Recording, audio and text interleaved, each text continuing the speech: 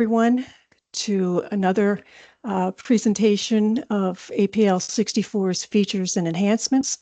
I want to thank you all for taking time out of your busy day to learn more about APL 64. We really appreciate your interest. In this session, we'll be focusing on the APL 64 function editor compare format and editing history help document. If you haven't received that, you can access that from the help developer version GUI, editing APL 64 objects, and it's the function editor compare format and editing history. Okay. So today we're going to be diving into a new function editor feature that has to do with retaining function editing change records. We'll look at a user-specified option in the Options Objects menu for function editing change records. That's here. The objects, function editor, function editing change records, consider function editing change records. When this is selected, that will allow prior and current edits to be retained when the function is saved. When this option is enabled, prior function edits will be available in subsequent editor instances, and prior function edits will be retained across APL 64 sessions, and prior function edits will be accessible using the undo and redo actions. A new function editor format is available in APL 64, and that is the compare changes format. Okay, it has two panes, and it shows the differences between the reference text and the edited function text. Of course, the default function editor is the traditional format, which you see in this left pane here. And this is the one that you've been using for years. Okay, so the traditional format illustrates the current edited text of the function, while the compare format illustrates a side-by-side comparison of the reference text and the current edited text of the function. The reference text is the text of the function at the time of the most recent commit editing changes action.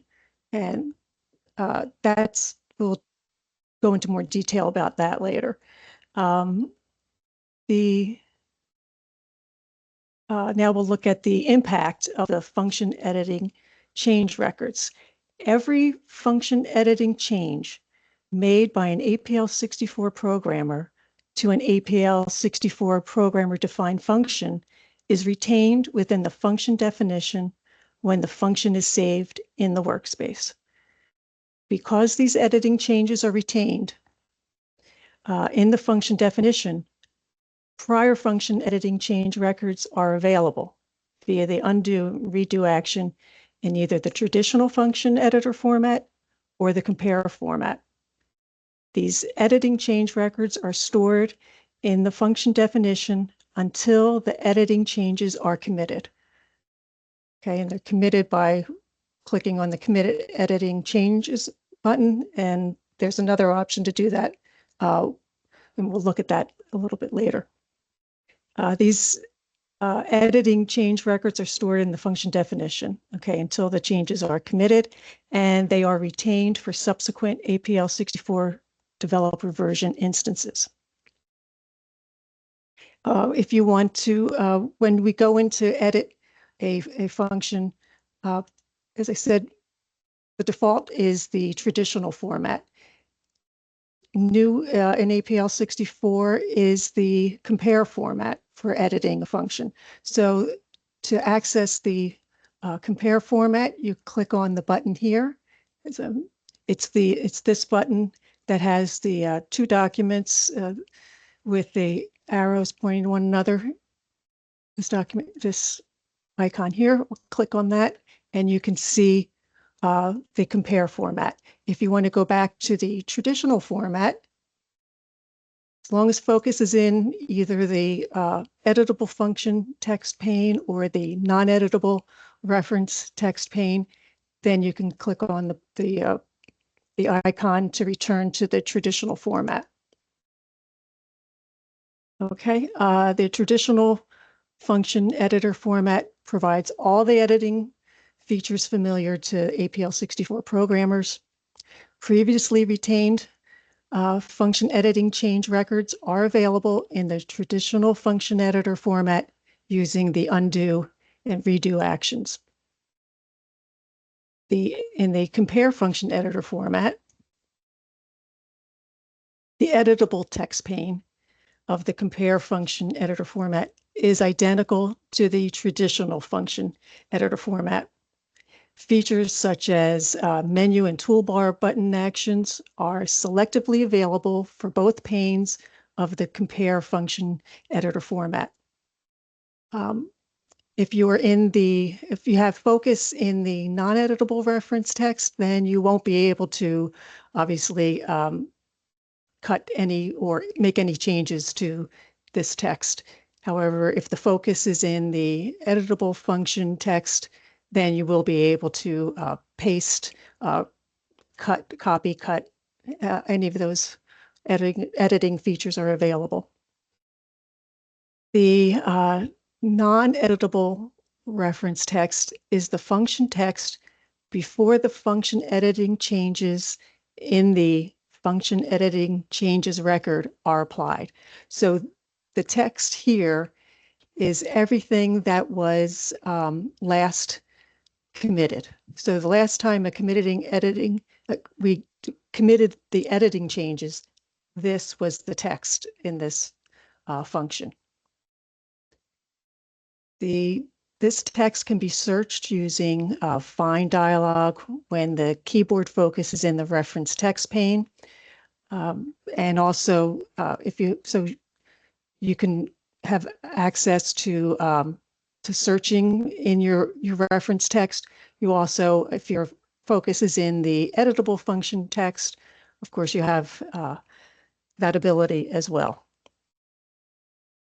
The editable text is the text of the current function state in the editor. The function state incorporates all prior function editing changes in the function editing changes record for this function. Okay. This function has been saved. It's been edited, as you can see, but it's been saved.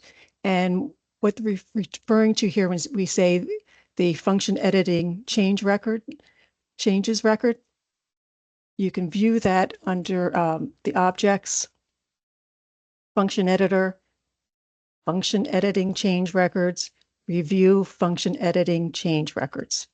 Okay, so this is showing all of the changes that have been made to this function since the last time the changes have been committed.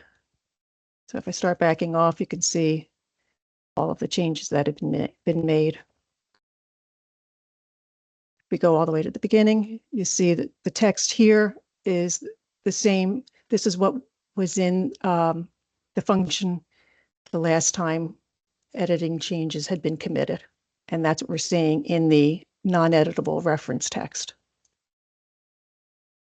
Okay, again, the text can be searched using the find dialog when focus is in the editable function text pane. You have the option of displaying this editor format either horizontally, which it's being shown here, or vertically by clicking on this toggle switch. And we have a grid splitter that we can adjust the size of the panes. Okay, we'll go back to the horizontal. Okay. You'll also notice that there are colors for the background of the changes, all of the edit changes. And that is user controlled from the options colors. That's it. The proceeds with a diff for the differences between the editable function text and the non-editable reference text. So you can see this was a new line and it has the green background, and this is something that was added in the current text editor. Okay. If we add text to if we insert text into an existing line, then both the line in the non-editable reference text has a background highlight, and the editable function text, it too has the same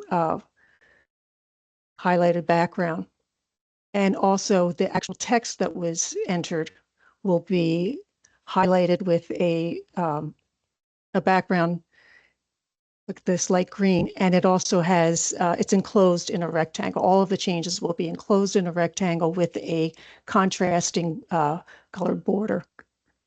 When a new line is inserted, as we did in the example over on the right here, and the example displayed here in the text in this document, you'll see that the new line has a green background, and it also, on the reference text, an imaginary line is added just to keep the two displays synchronized somewhat, just to balance the lines. So you don't have any control over this graphic that's used, but you do have control over the background colors for inserting a line or the modifying text. Also, if you deleted the line here, as we'll see down here, when you delete a line, then the hatch pattern is displayed. Let's see, I'll delete this line here. And you'll see the hatch pattern appears in the editable function text, and the background changes on the reference text. I'll do that. And if you delete any characters from an existing line, so if I back off, if I delete the 0 and the 10, you'll notice that line 1 has the visual cue that this is in the editable function text, that it has been edited because the background color signifies that it's been modified. And in the non-editable reference text, you see that the 0 has been deleted. So that text has been enclosed in a rectangle here. Okay. If you're going to delete all the text on a line, then the text that's been deleted will be enclosed in a box. And again, the background for that line in the editable function text will have this salmon color, this pink color. When the Commit Editing Changes button is clicked, the prior and current function editing change records will be consolidated into a single record. Okay, so every time we save our changes or any of our edits, then the record has been updated. When we want to commit these editing changes, all of those prior and current function editing changes will be consolidated. The function editing change records for edits prior to the current function text state are no longer retained. The commit action does not modify the editable function text. The commit action sets the non-editable reference text to the editable function text, and the function editing changes made prior to the most recent commit changes action are no longer saved in the function editing changes record for the function. The reference text is set to the editable text. The undo action in the editable pane will apply only to subsequent programmer edits made after the commit action is used. The commit action saves the function to the workspace, and the commit action cannot be undone. All right, so now I will commit these actions and you'll see, well, let's put the 0 back. Let's make this, set this back to it's proper. Okay, so we'll commit the editing changes. And you see that the reference text now has absorbed all of the changes that have been committed. And if we go to the objects, function editor, function editing change records, we will not see the add 10 function in a list because all of those changes have been committed. Okay, now we'll look at what we'll demonstrate creating a new function, and we'll observe that the editable reference text is empty. So we can close this. We'll create a new one. We're in the traditional format. Click on it and go to the compare format and create a new function at 5. And you can see that the every change, every edit that I've made is being reflected in the colorization of this, not just the syntax coloring, but also the background of the changed area. Okay, I'm going to add a new line and we'll say C is assigned X plus 5. And you can see that. Okay. Now we're going to save the function, and then we'll be able to see that the function editing change records will be created, saved. So right now, if I look at the, there won't be anything for this function in the function editing change records because we haven't saved it yet. So I'm going to save it, and we will look at the function editor editing change records. We'll review those, and we should see add 5 function. And these are the changes that were made. We've made 14 changes to this, and each keystroke has been recorded, every change, every edit. Okay, and we can go all the way to the beginning, and that's what the function looked like originally.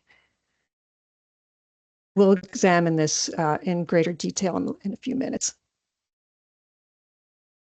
Okay, so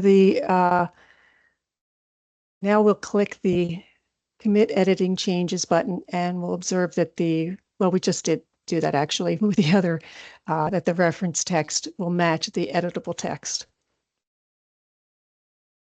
Okay, and there we are. And again, this will replace the previous function editing change records for the function with a new record, which indicates that the basis for further function editing changes will be the editable text of the function rather than the empty function text. The new record contains the basis function text, but no function editing changes because the basis function text is the current function text. The function editing change records for an APL64 programmer-defined function contain changes made to the function. We've seen that. Function editing change records are retained in the function definition, saved in the workspace. The scope of the function editing change records includes all function editing changes made using the APL64 function editor since the most recent commit editing changes action. If no commit editing changes action has been invoked, the function editing change records extend backwards to the creation of the function. Okay, so function editing changes records persist between instances of the APL64 developer version. Function editing change records for a function are updated when the function is saved to the workspace in the function editor. We demonstrated that. The function editing change records for a function are updated when we invoke the commit editing changes for that function. The APL64 quad def, quad defl, quad fx, and quad edit events system functions modify the function in the workspace. They too will update the function editing change records. A function is auto-saved while the function is being edited in the editor. These change records will be updated when a function is restored from an auto-saved function definition. They can be updated when a selected version of the function is edited from the function editing change records dialog, and when the workspace is loaded, saved, and copied. The APL64 Quad VR and Quad CR system functions return only the current text of the function in the workspace. Function editing change records may be retained in a saved function definition as long as desired by the APL64 programmer. The commit editing changes action in the comparison format of the function editor clears the prior function editing change records and creates a single new function editing change record indicating the current function text in the editor. Retained function editing change records can increase the size of an APL64 programmer-defined function saved in an APL64 workspace. Use the commit editing changes action in the APL64 function editor to retain editing history only as long as necessary to maintain minimum function definition size. The execution performance of an APL64 programmer-defined function is not materially affected by retained function editing history in the function definition. Okay, so we've looked at the function editing change records. Don't believe we'll have anything here since we just committed it. So I'm going to add a new line and put some comment. And I'm going to save this. So we'll have some change records here. And we'll open up the objects, function editor, function editing change records, review function editing change records.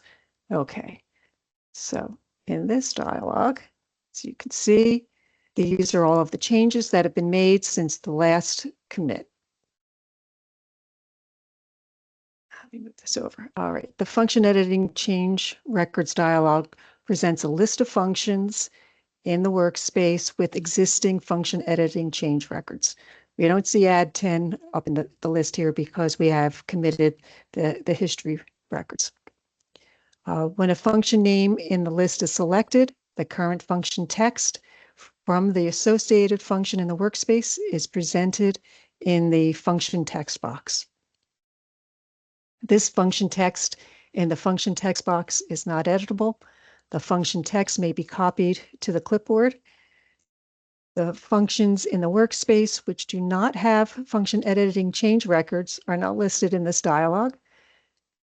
And since function editing change records have been saved in the functions definition, the APL64 programmer can display the effects of those changes in the function text box by clicking the remove or apply change buttons. So these left chevrons are the remove of the change, and the right chevron will add that change back in. So that's how you'll see that in the function text here. And the double left chevron button will revert all the changes back to the earliest saved function state. And that's how it looked prior to adding that line. The double right chevron button will apply all the available changes. Okay. Clicking the edit function button, after selecting the desired function state, will present an appropriate prompt with APL64 programmer options if an APL64 object with the same name is already being edited. Or it will close the function editing changes records dialog and open an APL64 function editor using the desired function state text and put the keyboard focus in that function editor. Multiple items in the list of functions may be selected using the Control plus click, Control plus Shift plus up or down, and the select all and select none options. Clicking the commit history for selected functions will perform the commit changes action for the selected functions.